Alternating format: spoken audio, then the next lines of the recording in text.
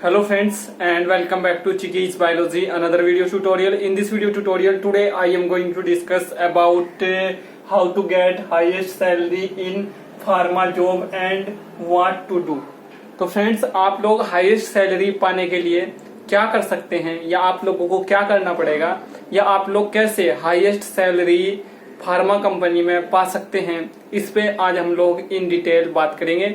और फ्रेंड्स मैं आप लोगों के साथ में 2 पॉइंट्स को यहाँ पे कंसीडर करने के बाद में यहाँ पे इस टॉपिक पे इन डिटेल बात करूंगा। एक जो हमारा पॉइंट होगा वो होगा हमारा फ्रेशर कैंडिडेट्स कैसे हाईएस्ट सैलरी पा सकते हैं फार्मा कंपनी में, और एक हमारा जो पॉइंट होगा वो ये होगा कि एक्सपीरियंस होल्डर जो कैंडिडेट्स हैं वो कैसे हाईएस्ट सैलरी जो है फार्मा कंपनी में या फार्मा इंडस्ट्री में या बायो फार्मा इंडस्ट्री में कैसे पा सकते हैं या सैलरी या हाईएस्ट सैलरी उनको कैसे वहां पे मिल सकती है। तो फ्रेंड्स आप लोग मेरे साथ में इस वीडियो में स्टार्टिंग से लेके एंड तक बने रहें, और अगर अभी तक आप लोगों ने चैनल को सब्सक्राइब नहीं किया तो आप लोग चैनल को भी सब्सक्राइब जरूर कर लें, क्योंकि नेक्स्ट वीडियो जो आप लोगों के लिए मैं चिकीज बायोलॉजी चैनल पे लेके आऊंगा उस वीडियो का नोटिफिकेशन आप लोगों को तभी जाएगा अगर आप लोगों ने चैनल को सब्सक्राइब करने के बाद में बेल आइकन के बटन को प्रेस वहां पे कर लिया है। सो फ्रेंड्स स्टार्ट करते हैं आज अपने टॉपिक पे, हम लोग यहाँ पे बात करना स्टार्ट करते हैं। तो फर्स्ट जो हमारा पॉइंट है, जैसे मैंने आप लोगों को बताया,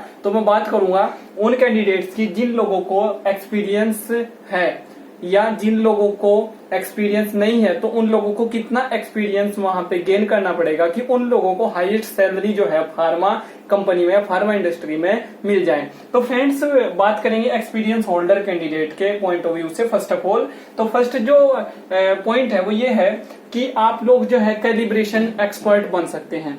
फार्मा इंडस्ट्री में बहुत सारे इंस्ट्रूमेंट्स होते हैं, बहुत सारी एनालिटिकल जो मशीन्स होती हैं या जो एनालिटिकल अप्रोचेस होती हैं या जो प्रिंसिपल्स होते हैं वो वहां पे अप्लाई होते हैं। तो बहुत सारे इंस्ट्रूमेंट्स जो है वो वहां पे होते हैं, एनालिटिकल इंस्ट्रूमेंट्स जो है वहां पे होते हैं, जिन इंस्ट्रूमेंट्स के थ्रू जो है वहां पे बहुत सारे जो एक्सपेरिमेंट्स होते हैं वो वहां पे किए जाते हैं बहुत सारे ड्रग्स के एनालिसिस करने के लिए। तो फ्रेंड्स जो इंस्ट्रूमेंट्स होते हैं लाइक जैसे कि HPLC है या आप लोगों का GC है या GCMS है या आप लोगों का LCMS है। तो फ्रेंड्स इस तरह के इंस्ट्रूमेंट वहां पे होते हैं। तो जो इन इंस्ट्रूमेंट्स को क्या होता है कि कुछ टाइम के बाद जब हम इन इंस्ट्रूमेंट से बहुत सारे एक्सपेरिमेंट वहां पे कर लेते हैं या बहुत सारी सैंपल्स की एनालिसिस जब हम लोग कर लेते हैं, तो इन इंस्ट्रूमेंट्स का हम लोगों को कैलिब्रेशन करना होता है। मीन्स कि हम लोगों को ये जानना होता है कि क्या ये जो इंस्ट्रूमेंट है क्या ये अच्छे से काम कर रहा है या नहीं कर रहा है, या इसमें कुछ वेरिएशन तो नहीं आ गए, या जो पैरामीटर्स हैं उनमें कोई चेंजेस तो नहीं आ गए। तो फ्रेंड्स इस चीज को जानने के लिए या इन सभी पॉइंट्स को जानने के लिए, इन सभी पॉइंट्स को जांचने के लिए हम लोगों को कैलिब्रेशन करना होता है। तो उसके लिए हम लोगों को एक कैलिब्रेशन एक्सपर्ट चाहिए। तो फ्रेंड्स कैलिब्रेशन एक्सपर्ट जो होता है वो एक पर्सन होता है, और वो पर्सन होता है जिसको उस इंस्ट्रूमेंट के बारे में डीपली नॉलेज होती है। मीन्स कि वो क्या होता है कि वो पहले से इंडस्ट्री में काम कर चुका होता है और उसको जो एक्सपीरियंस होता है वो होता है 15 to 20 ईयर का। फॉर एग्जाम्पल कोई HPLC पे 15 to 20 ईयर काम करेगा तो उसको पता चल जाएगा कि इसको कैलिब्रेट कैसे किया जाता है। तो फ्रेंड्स अगर आप लोग कैलिब्रेशन एक्सपर्ट बन जाते हैं किसी भी फार्मा इंडस्ट्री में जाके, या आप लोग जो है एक ऐसे कैलिब्रेटर बन जाते हैं जो किसी भी फार्मा इंडस्ट्री में जाके HPLC को या किसी भी इंस्ट्रूमेंट को जिसपे उसकी कमांड है अगर उसको कैलिब्रेट कर देता है, तो फ्रेंड्स ये कैलिब्रेशन एक्सपर्ट बनने के बाद आप लोगों की हाईएस्ट सैलरी वहां पे हो जाती है, या वो एक इंडस्ट्री आप लोगों को सबसे हाईएस्ट सैलरी वहां पे देती है। आप लोगों की जो पर मंथ की सैलरी वहां पे होगी वो आप लोगों की 1 लाख पर मंथ वहां पे होगी। तो फ्रेंड्स यहाँ ऐसे आप लोग इस डेजिग्नेशन पे जाके या इस पोस्ट पे जाके, या आप लोग अगर एक्सपर्ट बन जाते हैं, कैलिब्रेशन एक्सपर्ट आप लोग बन जाते हैं, भले आप लोगों को किसी भी इंस्ट्रूमेंट के हो, भले आप लोग जो है LCMS के हो, GCMS के हो, या अदर किसी डिजुलेशन अपरेटस के हो, या अदर किसी भी इंस्ट्रूमेंट के आप लोग कैलिब्रेशन एक्सपर्ट हैं, तो फ्रेंड्स आप लोगों को हाईएस्ट सैलरी मिलने के वहां पे जो चांसेस होते हैं वो बहुत ज्यादा होते हैं। तो फ्रेंड्स ये बात हो गई फर्स्ट पॉइंट की। अब मैं बात करूंगा सेकंड पॉइंट की। आप लोग जो है ऑडिटर बन सकते हैं। ऑडिटर जो है, ऑडिटर वो होता है जो बहुत सारी कंपनीज में जाके ऑडिट करता है, क्योंकि बहुत सारी जो जैसे US FDA है, ठीक है।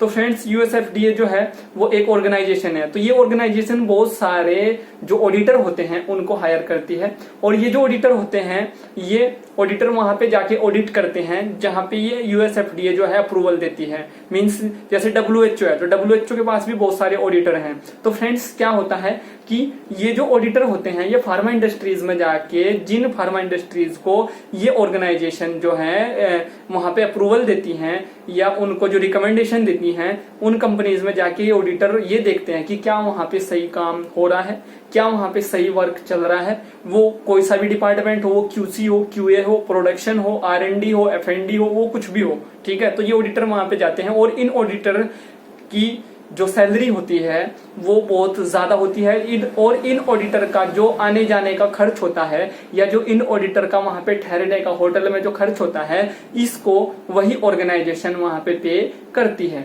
जिस ऑर्गेनाइजेशन के ये ऑडिटर होते हैं। तो फ्रेंड्स ऑडिटर जो होते हैं इनको बहुत ही ज्यादा एक्सपीरियंस होता है। इन लोगों को 15 to 20 ईयर का एक्सपीरियंस होता है फार्मा इंडस्ट्री का या उस एक पर्टिकुलर डिपार्टमेंट का जिस डिपार्टमेंट में जाके ये ऑडिट करते हैं, जिस डिपार्टमेंट में जाके ये पैरामीटर्स को जांचते हैं कि क्या यहाँ पे सही काम हो रहा है या नहीं हो रहा है। तो फ्रेंड्स आप लोग ऑडिटर बन सकते हैं और आप लोगों की यहाँ पे जो सैलरी होती है, हाईएस्ट सैलरी आप लोगों को यहाँ पे मिलती है, वो आप लोगों को मिलती है आप लोगों को मिलती है 1 लाख पर मंथ के करीब आप लोगों को वहां पे मिलती है। और कुछ कंपनीज में इससे भी ज्यादा या कुछ ऑर्गेनाइजेशन जो है इससे भी ज्यादा ऑडिटर्स को जो है वहां पे पैसा देती हैं। तो फ्रेंड्स ये बात हो गई ऑडिटर की। अब बात करेंगे आप लोग प्लांट हेड बन सकते हैं अगर आप लोगों को हाईएस्ट सैलरी फार्मा कंपनी में चाहिए। तो प्लांट हेड जो होता है, जैसे बहुत सारे प्लांट्स होते हैं, बहुत सारे रेगुलेटरी प्लांट्स होते हैं, डोमेस्टिक प्लांट्स होते हैं, बहुत सारे एमएनसी प्लांट्स होते हैं फार्मा इंडस्ट्री के या बायो फार्मा इंडस्ट्री के। तो यहाँ पे क्या होता है, एक प्लांट हेड होता है। वो प्लांट हेड क्या करता है, वो प्लांट हेड जो है उस प्लांट को वहां पे मैनेज करके रखता है। उस प्लांट में जितनी भी एक्टिविटीज होती हैं या जितने भी डिपार्टमेंट्स वहां पे चलते हैं, जितना भी काम होता है, वो सभी का सभी काम जो होता है वो प्लांट हेड के अंडर में होता है। तो प्लांट हेड जो है वो उस प्लांट का एक हेड माना जाता है, एक सबसे बड़ा वहां पे एक जैसे सीईओ जो होता है वो उसी टाइप का होता है। तो इसमें आप लोगों को कंफ्यूज नहीं होना है। तो प्लांट हेड बन सकते हैं और प्लांट हेड की जो सैलरी होती है वो बहुत ही अच्छी सैलरी होती है और वो हाईएस्ट सैलरी होती है। तो फ्रेंड्स प्लांट हेड बनने के लिए क्या करना होता है, आप लोगों को 15 to 20 ईयर का एक्सपीरियंस होना चाहिए। प्लांट हेड जो है आप लोग मैनेजमेंट की डिग्री लेके भी बन सकते हैं या आप लोग जो है अगर आप लोगों ने एमएससी और पीएचडी किया है तब भी आप लोग प्लांट हेड बन सकते हैं। बट शर्त यही है कि आप लोगों को 15 to 20 ईयर का एक्सपीरियंस वहां पे होना चाहिए उस एक इंडस्ट्री का। तो ये आप लोग ये 3 जो यहाँ पे डेजिग्नेशन है, इन डेजिग्नेशन पे आप लोग जा सकते हैं। इन पोजीशन पे जाके अगर आप लोग पहुंचते हैं तो फ्रेंड्स आप लोगों को हाईएस्ट सैलरी यहाँ पे मिलती है अगर आप लोग इनमें से किसी भी एक पोजीशन पे पहुंचते हैं। तो फ्रेंड्स यहाँ पे पहुंचने के लिए बहुत ही ज्यादा आप लोगों को मेहनत करनी होती है क्योंकि 15 to 20 ईयर का जो एक्सपीरियंस होता है उसमें लाइफ का एक फेज गुजर जाता है।